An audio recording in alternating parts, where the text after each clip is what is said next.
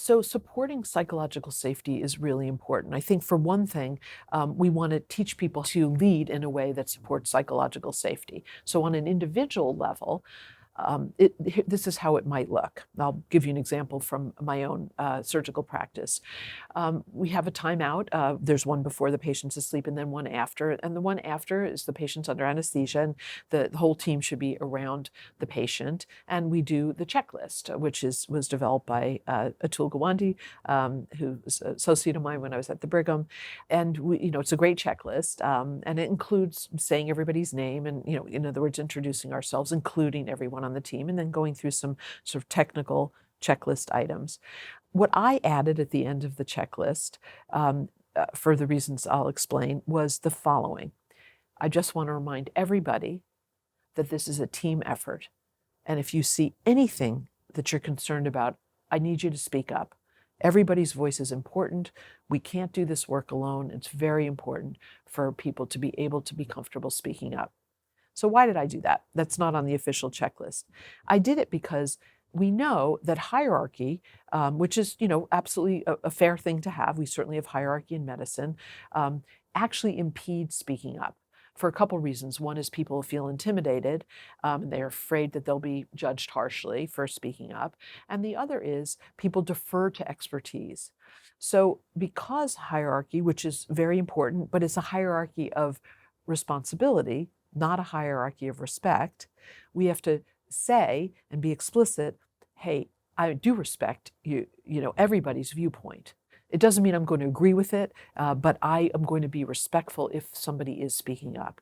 And I think being on an individual level, for us to look towards what can we do to encourage psychological safety on an individual level is really key.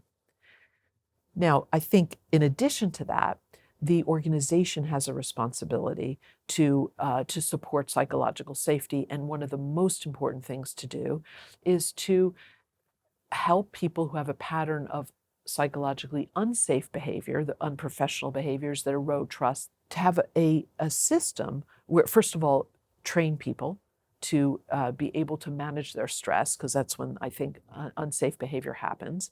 And then have a reporting system for accountability. In other words, we can't tell everybody this is the way you should behave, but then everybody knows that that is not going to apply to people who are, bring in a lot of money or have a lot of, reputational cachet.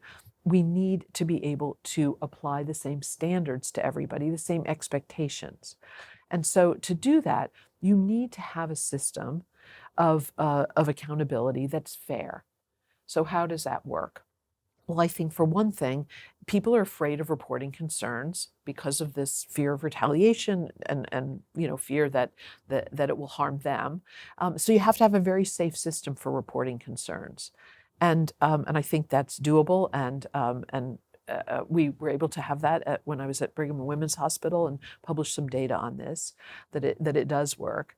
And then it has to be also fair to the people about whom concerns are reported, because not every reported concern is valid. So you need a system to really find out whether the concerns are valid without assuming that they are. And that would include multi-source interviews, et cetera.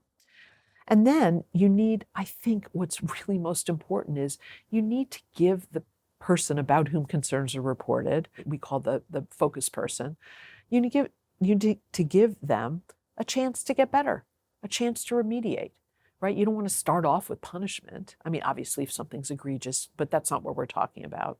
But for people who have patterns of unprofessional behavior, they need the feedback.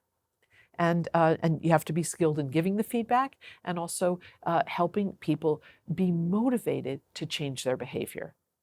And then, of course, you need to have an accountability process that doesn't infinitely give people 10, 15 chances, so that, if you keep behaving this way, then these are the consequences, up to and including termination.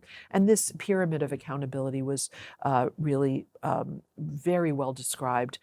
There's this idea that you need to escalate accountability consequences if the behavior continues. So I think organizations need to look at their processes for both setting expectations for behavior, for educating people on how to manage stress and how to respond when there are microaggressions or macroaggressions.